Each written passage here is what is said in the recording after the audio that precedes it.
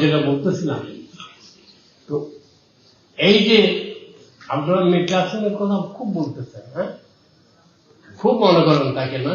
মীর কাসেমকে দেখবেন, এই একটা জিনিস দেখেন,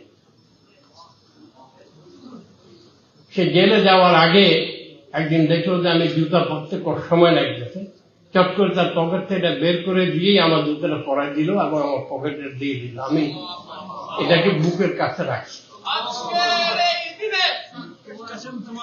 প্লিজ প্লিজ প্লিজ,